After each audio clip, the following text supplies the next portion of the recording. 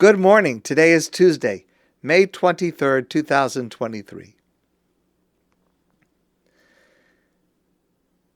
What does the name John Doe mean?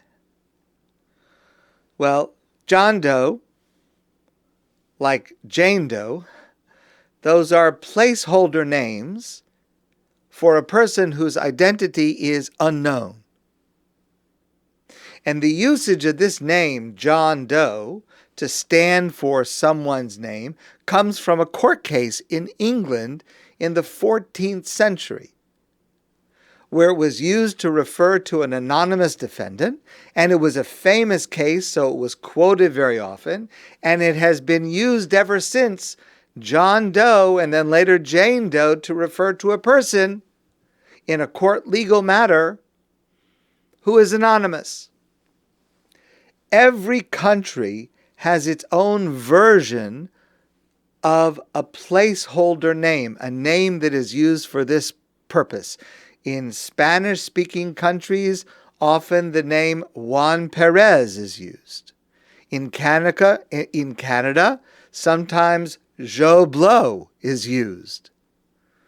But every country, every legal system has a certain name that is used to mean we're not saying the name of the person we're talking about.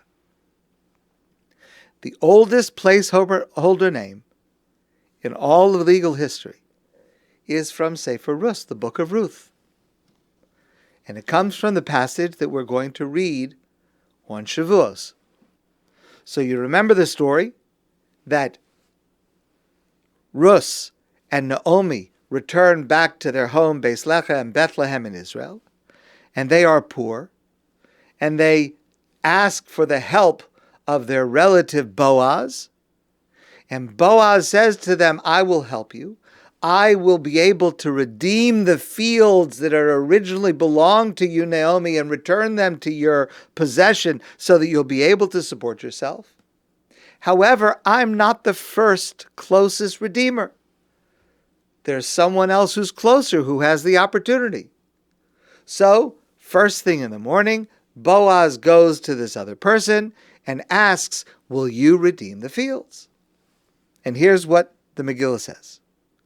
Boaz Allah Hashar. Boaz, first thing in the morning, went to the courthouse. Vayeshev Sham, and he sat there. V'hine hagoyel over asher diber Boaz. And the person that Boaz referred to as being the closer relative who would have the right of first refusal to redeem these fields, that person passed by. Vayomer, and Boaz called to him, Surah Shva po, Ploni Almoni. Come sit down next to me, Ploni Almoni. Vayosar Vayeshev. And Ploni Almoni sat down.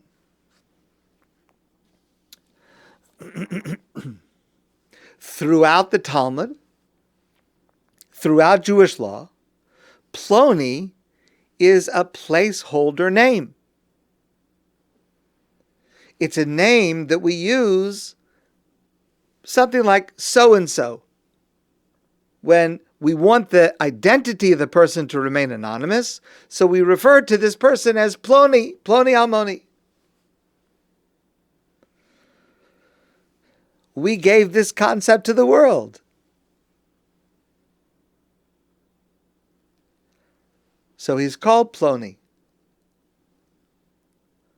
Rabbi Yissachar Frand asks a very interesting question. But he's not anonymous. We know exactly what his name is. His name is Tov. Tov is the brother of Elimelech. Boaz was a nephew.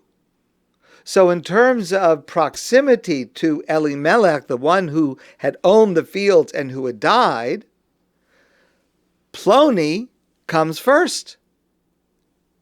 If for some reason Ploni does not want to redeem the fields, then second in line is Boaz. But if we know Tov's name, why not use it? Why doesn't Boaz say, Tov, Come sit down. I have something I want to discuss with you. Well, one explanation, a common explanation to this answer would be that to use his name would be Lashon Hara. It would be negative speech. It would be saying something negative about him. And there is no toelis. Remember, we've discussed this before. When there's some constructive, necessary purpose to mention someone's name, that they did something wrong, then it's required to say it in order to correct a wrong, in order to prevent harm to somebody. But if there's no constructive purpose, then simply saying something negative about a person is wrong. And therefore we don't use his name, which is Tov. We simply call him Ploni. Okay. The question is, what did he do wrong? He wasn't a rasha. He wasn't a wicked person. There are many more wicked people in the Torah whose names are mentioned in the Torah. He had the opportunity to be able to redeem these fields, and he felt it wasn't for him. That makes him a rasha, that we can't mention his name?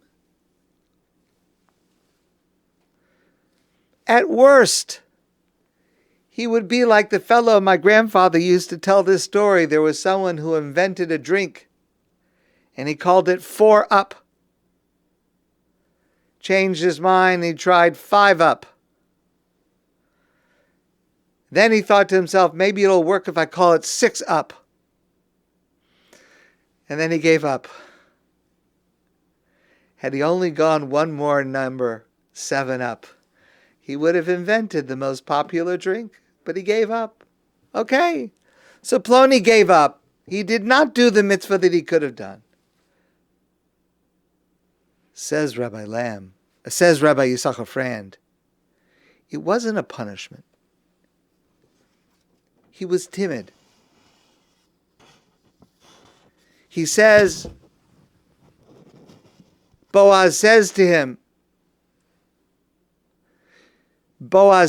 in front of the assembled court, Im Tigal Gaol, you're first in line to redeem this field and return the fields to Naomi. It's an amazing mitzvah. If you're going to do it, do it. Vim lo yigal hagidali, and if you're not going to do it, tell me.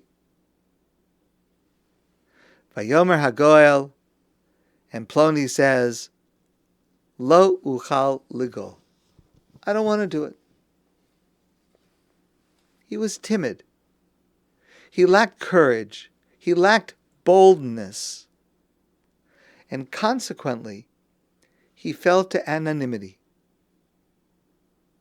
Now contrast that behavior of a person who could have done something magnificent, but he just didn't feel like it. He didn't want to bestir himself. Contrast that to Boaz. His name, Boaz. Boaz. Strength is coming. It wasn't his mitzvah. He was second in line.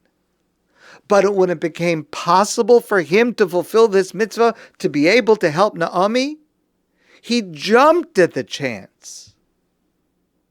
And Boaz became the ancestor of David HaMelech, King David. It's a fundamental lesson about Shavuos, and this is one of the reasons that we read this narrative on Shavuos, is because what we find in the Book of Ruth is not primarily about performing mitzvos, but about loving mitzvos, about running to do a mitzvah. The realization that God Himself will be pleased with an action that I will do. How can we not run to do such a mitzvah? And the opposite of that is Ploni. He could have done it. He could have been the great-great-grandfather of David HaMelech and the progenitor of the Mashiach. He said, no thanks. I don't need it. too much of a bother. It's not a sin, but it's such a lost opportunity. Such a lack of sensitivity and appreciation for the value and the beauty of every mitzvah. The opportunity to have this intimacy with God. You could do a mitzvah and God will be pleased. What greater good is there than life?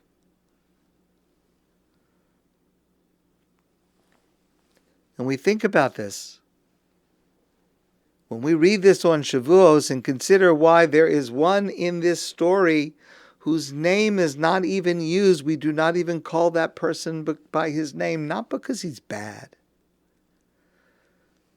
simply because he doesn't have the sensitivity, the awareness, the passion to want to run after every opportunity for a mitzvah. And that is what we are supposed to remind ourselves of on Shavuos. Shavuos is supposed to be our own personal Kabbalah HaTorah, receiving the Torah at Mount Sinai, recognizing what we gain from it. The opportunity of every action to bring us closer to God.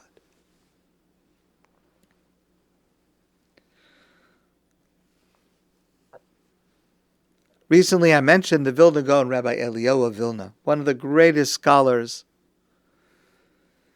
in all of modern times.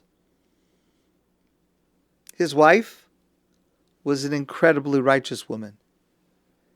And the Vilna Gaon's wife and another woman, they used to spend a lot of their time in Vilna, going from door to door, to visit people who were in need. People who were stuck at home, people who weren't feeling well, people who were lonely. That's how they spent a lot of their time. Just doing acts of kindness, no payment, no recognition.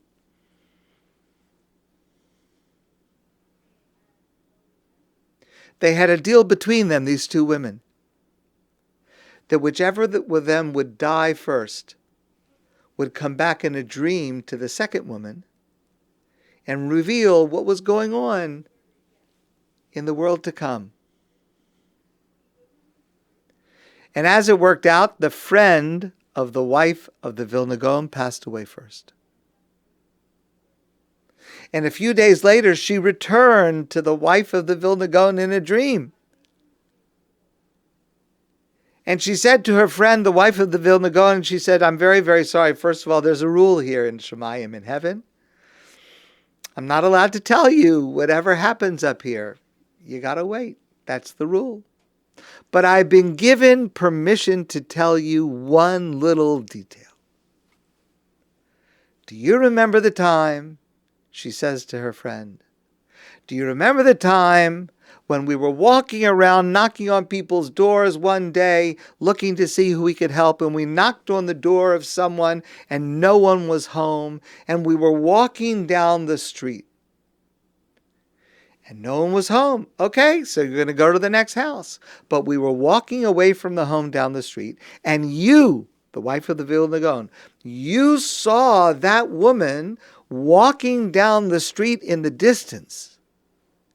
And you pointed her out to me, and you insisted that we go over to her and ask her how she was, even though she had left the house, so obviously it wasn't so bad. But you insisted, since we had missed her at her home, we go find her and speak to her and see how she was, even though there were other people who had more of a need for our time at that moment. And the wife of the Vilna Gaon says, yes, I remember that. I remember that day. And the friend said to her, all I can tell you is that because you pointed your finger and said, let us go talk to her over there, you will receive in the world to come so much more reward than I will. Just for that one little act. The Book of Ruth and Shavuos should inspire us to never waste an opportunity to be able to do even the smallest act of kindness, because the smallest act of kindness, the way it appears to us, can mean a great deal to the person it affects and to God. That's what performing a mitzvah can do. Rabbi Chaim Kreisworth expressed an insight in the beginning of the Megillah, Megillah Ruth, the Book of Ruth. Remember, Naomi had left town with her husband and 2 sons, and the 2 sons married 2 women, Orpah and Ruth. Her husband died, the 2 sons died, and Naomi says, I'm going back to Israel. You girls, you go back to where you came from. They both said to her, no. Orpah and Ruth said to her, no, we want to come with you. But Naomi says to them, it's not worth it. It's going to be difficult. Who are you going to find to marry? You're better off going home. And then the Navi tells us, Orpah kissed Naomi, and Ruth hugged Naomi. Says Rav Kreisworth, Orpah's connection to Naomi was a kiss. It was momentary. It was transitory. It was sincere. But it was transitory. Ruth's connection, the hug, was enduring. It remained. It was an unending embrace. We read this beautiful book of Ruth on Shavuos to remind ourselves that what this holiday asks from us is that we embrace the Torah like Ruth, that we embrace in an unending act of passion to look for every opportunity to be able to hug it and to love it and to hold on to it and never miss an opportunity. That's what Shavuos should inspire in us. And that's what the lesson of not mentioning the name of Ploni should warn us about. Don't be like Ploni. Be like Ruth. Be like Boaz. Love and run after the performance of every single mitzvah you can. My friends, I wish you a great day, and I look forward to seeing you soon in person.